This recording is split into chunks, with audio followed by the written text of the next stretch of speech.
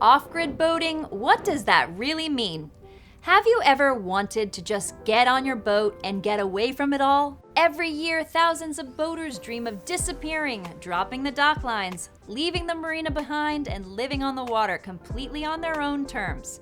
Just imagine, no power cord tying you to a dock, no marina neighbors, and no marina fees either. But here's the reality. Most recreational boats will have you running your engines just to charge your phone within 72 hours of leaving the dock. Today, we're here breaking down what off-grid boating actually requires, the power systems, the water, the fuel, the storage, so that whether you're buying a boat for this lifestyle or upgrading the one you have, you'll know exactly what you're dealing with. Let's start with a concept I want to name because it matters: the Grid Tether. The Grid Tether is the invisible dependency that most boats have on shore infrastructure, such as the dock pedestal, the marina water hose, the fuel dock around the corner. And let's be real, most production boats are designed around it. They're engineered for the boater who leaves Friday afternoon and is back at the slip by Sunday evening. Nothing wrong with that unless your goal is extended passages, remote anchorages, or living aboard away from shore. When people talk about going off-grid on a boat, they usually mean one of three things: anchoring out for a week or two without needing a marina, extended passages with no land in sight, or 3, a full-time liveaboard life on a mooring ball or at anchor. The systems you need are essentially the same across all three. The scale is just different. So let's walk through each one, starting where most people get it wrong first, which is power. Power is where the mistakes happen. Not because people choose bad equipment, but because they underestimate their load. The number that actually matters is your daily amp-hour consumption. Everything that draws electricity on your boat: the refrigerator, the navigation instruments, your autopilot, lighting, fans, phone chargers, all of it adds up. On a well-equipped 40-foot boat, you're realistically looking at 100 to 200 amp hours per day. More if you use your air conditioning. You're probably thinking, I'll just add solar, and you should, but the size of that array needs to match your actual load, not whatever fits on your deck. A single 400-watt solar panel in good conditions generates roughly 100 to 150 amp hours per day. That's often not enough by itself. The rule that actually works? Size your solar array to produce 1.2 to 1.5 times your average daily consumption to account for cloudy days and shading. But solar alone is only half of the equation. Those panels charge your battery bank, and the bank is where energy is actually stored and drawn from. This is where the technology shift toward lithium batteries changed everything for offshore cruising. Traditional AGM or flooded lead-acid batteries can only be safely discharged to about 50% of their capacity before you start degrading them. Lithium batteries can be taken to 80 to 90% depth of discharge. They charge significantly faster, they're lighter, and they last longer in cycle count.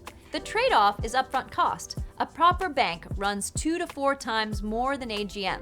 But when you calculate costs per cycle over the battery's lifetime, lithium almost always wins on a blue water boat. If you're evaluating a boat right now and you want help understanding its systems, this is exactly the kind of due diligence Current Yachts does with our buyers. Visit currentyachts.com or drop a comment below. Now, most serious offshore sailors don't rely on solar alone. They build what I call a layered energy stack, 3 sources that complement each other. Solar is your primary source at anchor and in daylight. Wind generators are your overnight and passage supplement, particularly valuable in the trade winds where you can see 15 to 25 knots of apparent wind for days at a time. A quality wind generator in those conditions contributes 50 to 100 amp hours per day, and it produces when it's cloudy or dark and when your solar can't.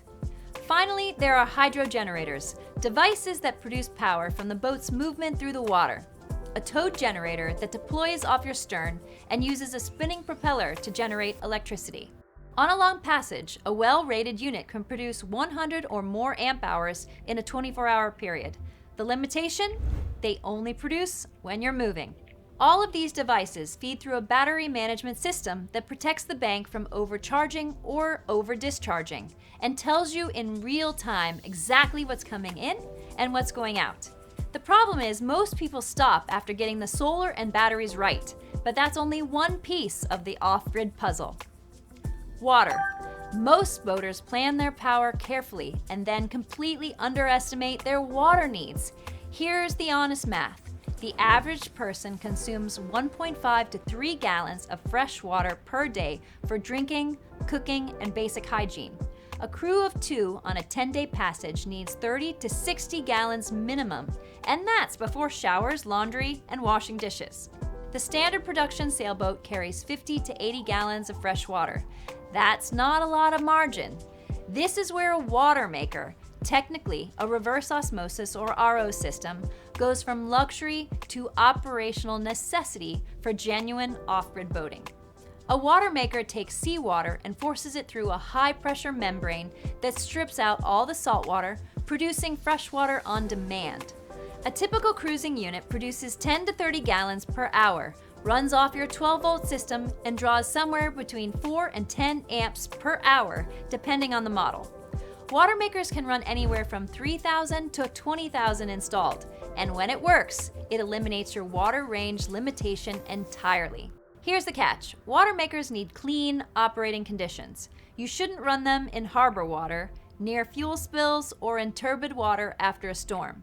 The membranes require regular flushing and preservation if the boat sits unused. They're manageable systems, but they're systems. They need attention. At Current Yachts, when we're helping a buyer find offshore capable or liveaboard ready vessels, evaluating these systems is a core part of what we do. Link is in the description. Reach out anytime. Now let's talk about fuel. Here's the contrast that catches a lot of buyers off guard. Off-grid boating doesn't mean zero fuel consumption. It means managed fuel consumption.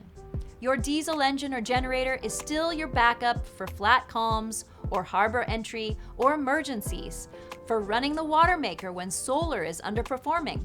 The question is how much range you carry. A 40-foot sailboat with a 40-gallon tank and a modern 40-horsepower diesel can typically motor 400 or more nautical miles at hull speed. For coastal cruising or island hopping, that's workable. For serious blue water passages, most experienced sailors want a minimum of 500 to 800 miles of motoring range, which often means fuel bladders, jerry cans on deck, or a larger auxiliary tank. Long-range trawlers and expedition yachts are built around this entirely, carrying 400 to 1,000 gallons or more, designed from the keel up for range, not maneuverability. That's a different category of boat, but understanding that spectrum is part of matching the right vessel to the mission. So, what does off-grid boating actually mean?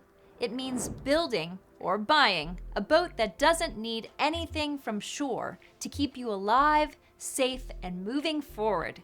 It means sizing your solar to the real consumption, not to the brochure specs. It means a battery bank that actually stores the energy you generate, a Watermaker you can trust 500 miles from land, and enough fuel to motor home if the wind dies for 3 days. Most boats can get there with the right upgrades and the right approach. Some boats are built for it from day one, and some boats, no matter how much money you spend, are structurally not designed for that life, and it's better to know that before you buy. When you understand what living off-grid actually requires, the whole conversation about boat selection changes. And if you would like help with this, we would love to talk you through your specific needs to find the right boat for you. If you like this video, you'll definitely want to watch the next one. In it, I'll cover the best liveaboard features to look for in your next boat. I'll see you there.